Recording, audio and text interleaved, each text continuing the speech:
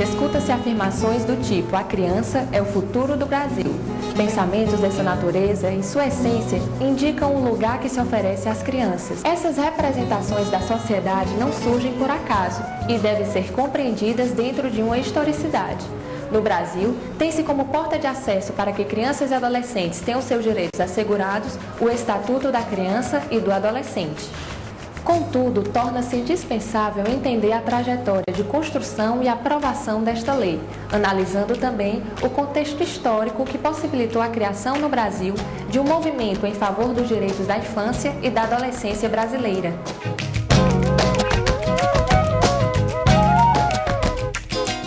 O início da década de 80 trazia uma evidência imensa que criança e adolescente nesse país não tinha vez. Criança e adolescente das classes populares, em termos dos direitos sociais. Nossos indicadores, se eles hoje são alarmantes, naquela época eles ainda eram mais. O Brasil era campeão, principalmente através do Nordeste, em relação a uma quantidade imensa de indicadores. A começar pela mortalidade infantil, a mortalidade de até 5 anos, escolaridade, educação então nem se fala, que é um conceito muito mais amplo do que escolaridade. E o cenário que a gente vivia, o cenário social, era de muita reivindicação de direitos. Os exemplos são muitos, né? Eu até vou dizer um que acho que ainda é da década, acho não, era na década de 70. O primeiro shopping center dessa cidade, de Fortaleza, é o Center 1. E tinha um supermercado nele, que aliás até hoje ainda tem supermercado lá dentro. Eu me lembro que eu morava próxima a esse supermercado e via aqueles pequenos containers, né, de lixo, e as crianças catando esse lixo já, né? Isso já chamava a atenção. Há um outro personagem nessa cidade que ainda existe. Aparecem outros e esse não deixa de existir. São as crianças pequenas usadas por adultos para pedir esmola ou pedir alguma coisa, né? Havia o nome que se dizia também que essas eram crianças de aluguel. Eu conheci crianças que por terem ido muito para a rua, elas morreram. Que na época realmente morria 5 adolescentes por dia, e o que na época se falava em esquadrão da morte. Hoje continuam morrendo 6 adolescentes, ninguém fala em esquadrão da morte. A criança e o adolescente estavam vítimas de violação de direitos muito agudas, sistemáticas, massivas. E eu acho que o extermínio de jovens foi um grande mote. O extermínio de jovens, que continua existindo até hoje. São muitos os casos, né? Você, por exemplo, tem uma menina de 8 anos já com doenças venéreas. 8 anos, uma menina de 8 anos, menina de rua com doenças venéreas. Eu falei para você de uma criança que eu conheci, eram 2 irmãos, o maiorzinho que tinha 7 anos e que pesava 8 quilos.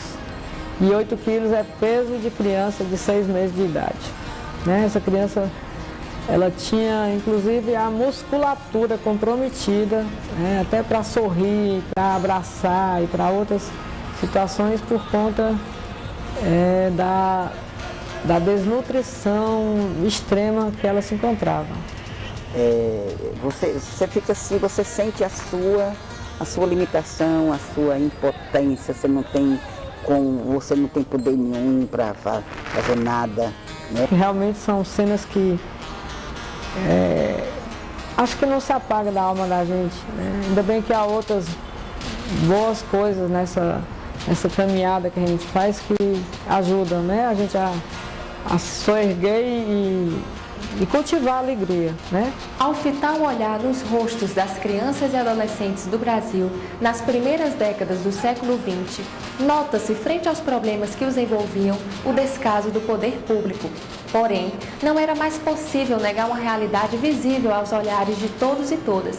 No Brasil, a partir das primeiras décadas do século XX, se estendendo até o final da década de 1980, o termo menor passou a ser utilizado com sentido pejorativo, fazendo referência a uma parte e não a todas as crianças e adolescentes do país. Ao usar o termo nestas circunstâncias, é notória a intenção em fazer a distinção entre essas duas categorias construídas no espaço social, sendo crianças e adolescentes de um lado e menores de outro.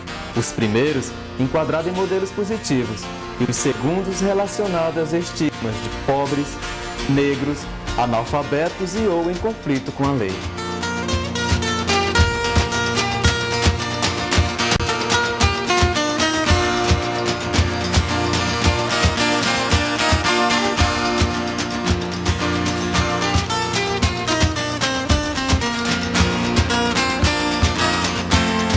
Para compreender a história dos direitos da criança no Brasil, é necessário a gente compreender alguns ciclos. O primeiro ciclo que a gente poderia datar desde o Brasil colônia até a Primeira República, né, passando por todo o Império, era da completa ausência de políticas para a infância, ou seja, completa ausência do reconhecimento por parte do Estado e, portanto, também da sociedade, do reconhecimento dos direitos da criança e do adolescente. Logo em seguida, veio um segundo ciclo, sobretudo a partir de 1927, com a edição do Código de Menores, um ciclo marcado basicamente pela doutrina da situação irregular. O que é isso? Uma compreensão de que o Estado deveria ter uma função punitiva, correcional, disciplinadora de crianças e adolescentes das classes populares. Então, a política, a concepção de atendimento à criança e adolescente era marcadamente filantrópica. Era nesse sentido do assistencialismo. Quem se envolvia com crianças eram as primeiras damas, eram padres, freiras. Do outro lado, quando esses anjinhos abandonados e que você não podia proteger, eles iam para o mal, a única política era a política do porrete, como se chamava, era a política da repressão. Toda a forma de assistir a criança e o adolescente, na verdade, seja ele na expressão da caridade, como foi durante muito tempo, né? Que finda, mas não finda de todo, seja na expressão da filantropia, quando se tentou organizar a caridade, seja na expressão da política social. Toda ela tem o seguinte significado: é fazer com que esses sujeitos compreendam o lugar dele. Nesse cenário em que surge o Movimento Nacional Meninos e Meninas de Rua, experiências como a Pastoral do Menor, ligada à CNBB, como o movimento em defesa do menor, que é talvez o primeiro no Brasil, que aparece em São Paulo, o programa de alternativas de atendimento ao menino e à menina de rua, que surge dentro de uma instituição como a FUNABEM. As universidades, elas começam a despontar dentro desse cenário para a sua função social, como se costuma chamar até hoje, no que se refere à defesa dos direitos da criança e do adolescente. O NUCETEC surge aí.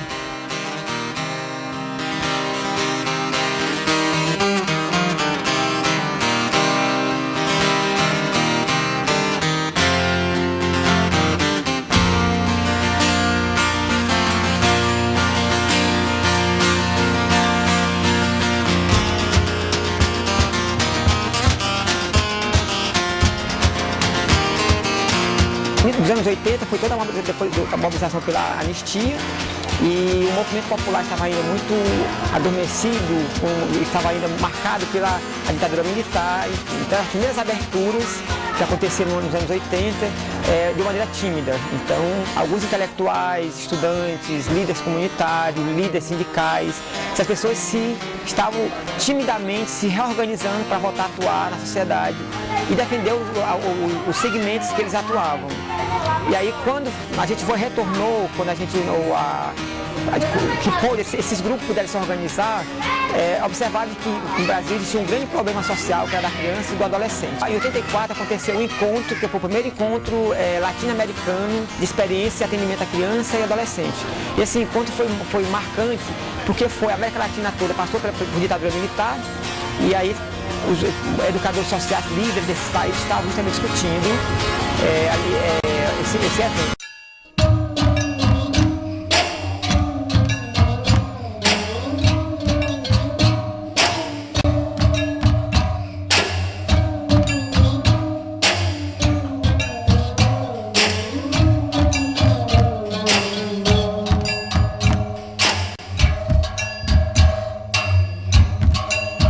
Quando à noite olho o dia e a terra escuta o mar, eu procuro uma criança, pé descalço a caminhar. Que a igreja estava lançando a campanha da fraternidade. Então foi um mundo assim, foi um momento. Então era o mundo, o Brasil encharcado de olhar para a criança.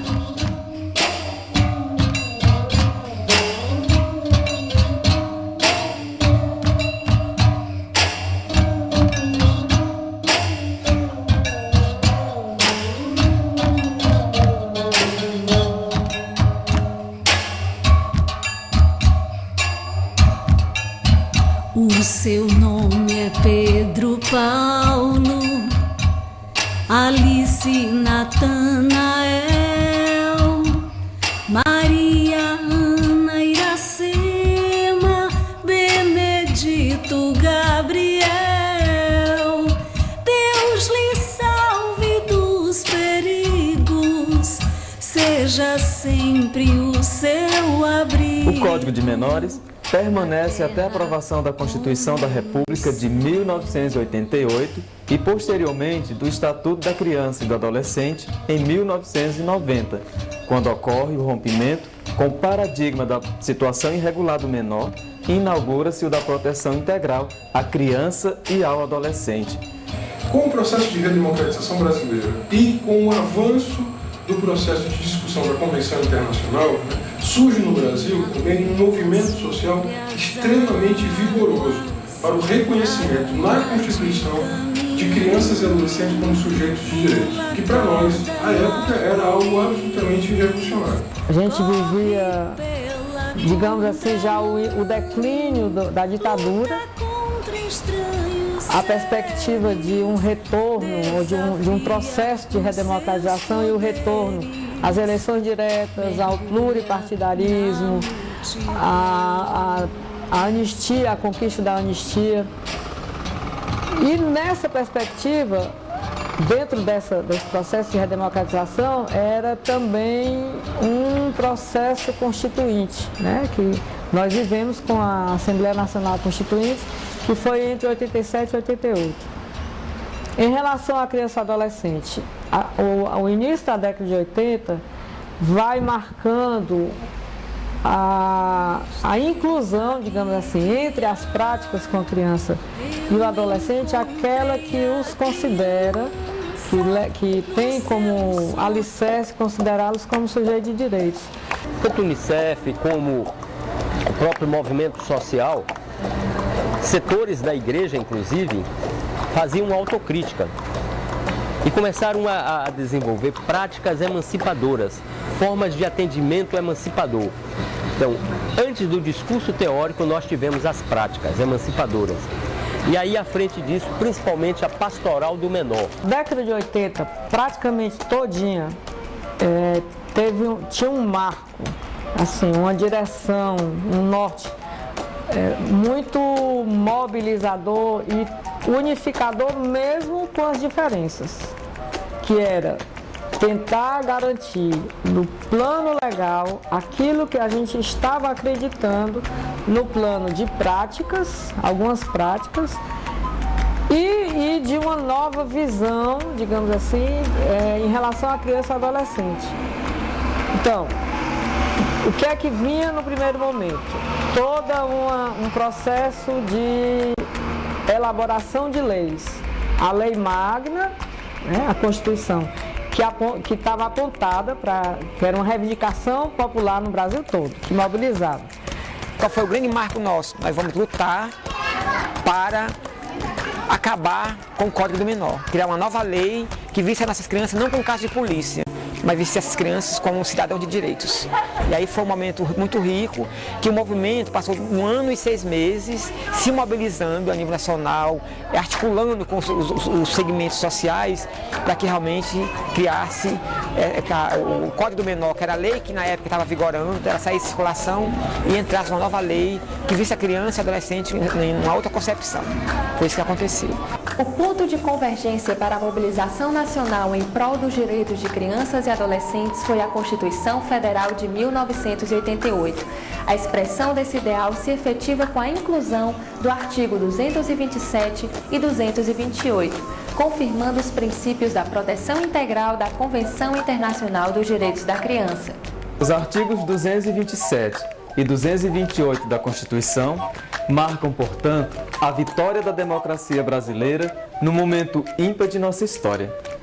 E o Estatuto foi resultado de todo um processo de mobilização nacional que envolveu diversos segmentos na luta pela construção de um novo paradigma referente à infância e adolescência brasileira. O artigo 227 da Constituição foi um artigo inscrito basicamente em função do movimento social, do movimento em torno da defesa dos direitos de crianças e adolescentes. Houve uma grande mobilização que coletou mais de 1,5 milhão de assinaturas em todo o Brasil para inscrever os direitos da criança e do adolescente na Constituição.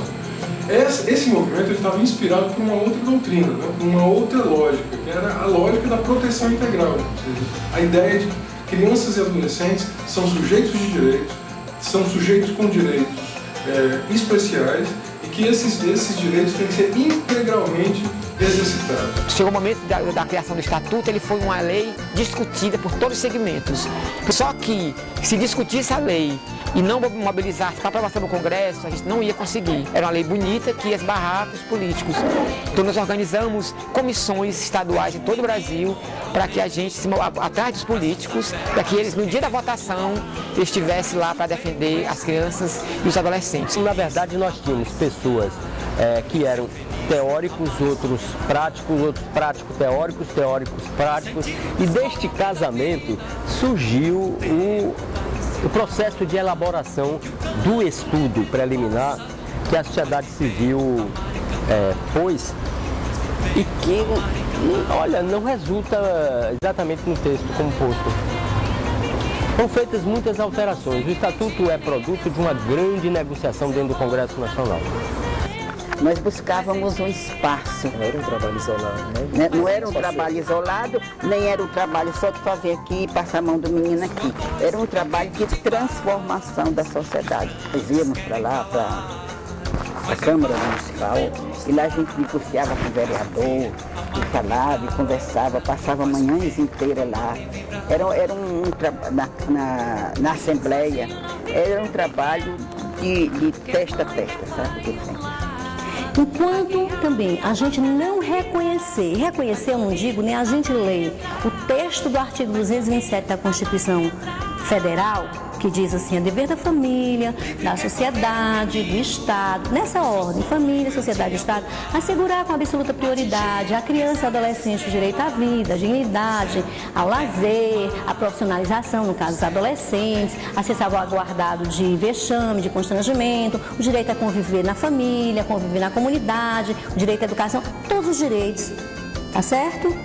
Que inclusive as pessoas dizem da seguinte forma, essa lei é muito bonita, isso é lei para país do primeiro mundo. Eu fico tão indignada às vezes quando a pessoa assim diz uma coisa dessa e a gente vê isso no senso comum, e senso comum não significa dizer as pessoas que sejam desconhecedoras, não, né? Que sejam, não significa ignorância, né? Pode até ignorar, né? Mas veja só que elas dizem que é do primeiro mundo. Eu fico perguntando assim, poxa vida, só no primeiro mundo a criança tem estômago para ter direito à alimentação? Só no primeiro mundo a criança tem frio, tem sede, precisa saber ler? É estranho que só no primeiro mundo a criança precise disso. Eu acho que é tão vergonhoso a gente precisar colocar na Constituição que as pessoas têm direito a isso. Quando isso deveria ser inquestionável, isso não partisse mais desse patamar, de que precisava ter educação, saúde, que ser protegida. Não precisava ter isso. E outra coisa, diz assim, essa é uma Constituição avançada, o Estatuto é avançado. A proteção integral, ela é reclamada, e o Brasil se fez signatário disso, dizendo que se comprometia a fazê-lo, desde 1924, com a Declaração de Genebra, depois com a Declaração dos Direitos Humanos, certo? Depois com a Declaração dos Direitos da Criança. Então, quer dizer, faz muito tempo que reclama e só agora vem. A solução, ela se encaminha na direção, primeiro, de reconhecer todas as crianças, todas, e todos os adolescentes como sujeitos de direito. E fazer e colocar ações que efetivem isso aí. A cidadania é um conceito super simples, assim, bem simples e de uma profundez que ninguém discute, que é o direito de ter direito. Então não voga na Constituição dizer quem tem direito, só voga se eu tiver direito de ter, ou seja, se eu puder efetivar, se eu puder exercitar. Vamos levantar a bandeira da fé, não esmoreça e fique de pé, para mostrar que há força no amor. Vamos nos unir, que eu sei que há jeito, que mostrar que nós temos direito, pelo menos a compreensão. Se não um dia, por qualquer pretexto, nos botam cabresto e nos dão ração. Se não um dia, por qualquer pretexto, nos botam cabresto e nos dão ração.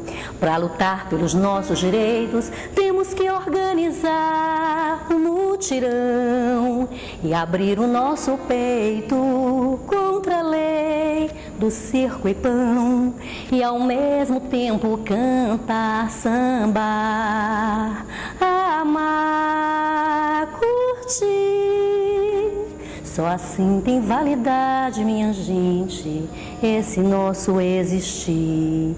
Eu penso que a gente só se valida, né, o projeto de existência de cada um, é por essa forma de construir alguma coisa, né? Certamente a gente não vai ver o resultado disso, mas a gente pode ter uma certeza de que contribuiu de forma a alterar esse quadro ou de forma a piorar. Porque às vezes a gente tem a impressão de que não fazendo nada, nem fiz de ruim nem de bom. Quem não fez nem de ruim nem de bom pode ter certeza, fez de muito ruim, que favoreceu aquilo que já estava bem ruimzinho. Então eu penso que está na hora da gente fazer esse mutirão, né, de construir essa cidadania. E cidadania, aí é um entendimento assim meu, é um bem que a gente constrói coletivamente, certo? E a gente só experimenta dele coletivamente. Ou todo mundo experimenta a cidadania, ou ninguém tem cidadania. A cidadania é um bem construído e experimentado coletivamente, não tem outra alternativa.